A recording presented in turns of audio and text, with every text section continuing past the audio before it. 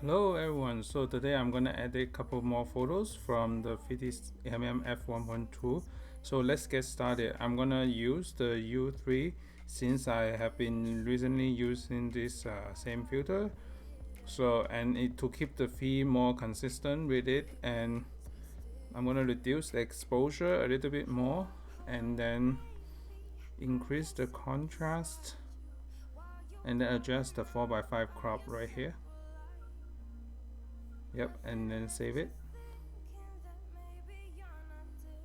So the next one, I'm gonna use the HB2 for this one. So because it has a darker tone, it has a fog, like cloudy, like mystery style.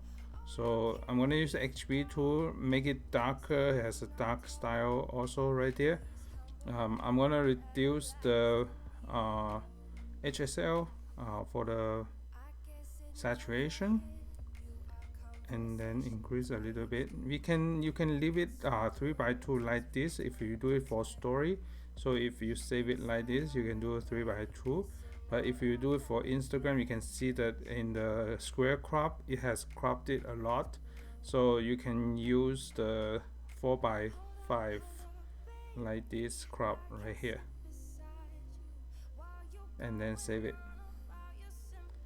So the next one was it was in the same shoot. We're gonna use the U3, also U3 filter, and then increase the contrast slightly, save the highlight tone, increase the sharpening, reduce the exposure a little bit more, increase the contrast slightly, and then 4:5 crop.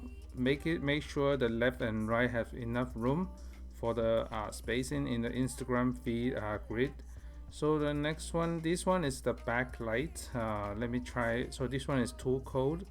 I'm gonna use the HB2 or E5 for this one. E5 seems better for this one, so let me try it out. I'm gonna increase the exposure a little bit more so that it's slightly brighter. Highlight safe, increase the sharpness a little bit. Adjust the cropping. I'm gonna crop the car on that side and then slightly rotate. Okay, so save it. So the next couple one are in the same location. We can use I'm gonna use a HB2 with about 70% of the filter density. So increase the sharpness slightly, reduce the exposure.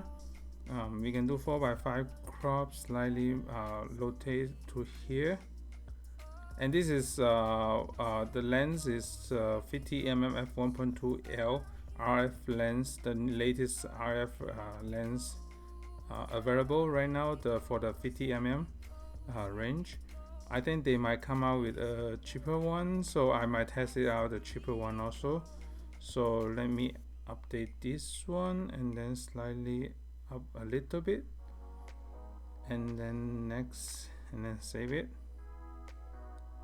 So the next couple one has a similar tone. Just for saving some time, I'm gonna paste it in, and then I can adjust each one with the exposure because those are slightly different. I can just save it like this, 4:5 crop on here, and then save this one, and then this one also do a 4:5. The light is too sharp right now, and then do a 4:5 crop right here. 4:5 slightly rotate so that it is aligned with the stone wall next to it. So just like this, and then save it. And then the next one, so this one is also foggy in the back because it was a San Francisco foggy day also. So we can use I think the contrast might be too strong. I'm gonna reduce the contrast a little bit, increase the sharpness slightly, 4:5 crop out the pole right there. So slightly leave the bus behind as a context, and some leading line from the wall on the left side as well. So this one might be too dark. right now I'm gonna use the E5 for this one, just for different tone for this one. So let me adjust that, and then 4x5 cropping right here, and then slightly rotate it, and then save it.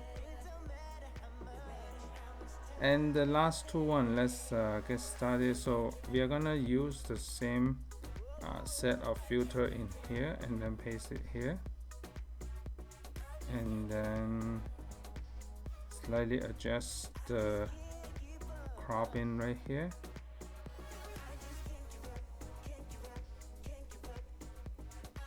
Okay, so overall the faded tone is good. It matches the overcasting tone we have right there. I'm gonna copy and then paste it, edit right here. Let's see, sometimes it might be too dark. I just rotate, slide, just change the slide to the available lighting, so I don't want it to be too dark or too bright on the skin. So this is about good one right here. So these are the quick edit today, just some quick edit on this lens also. And thanks so much for your support, and stay tuned for more video coming up. Bye.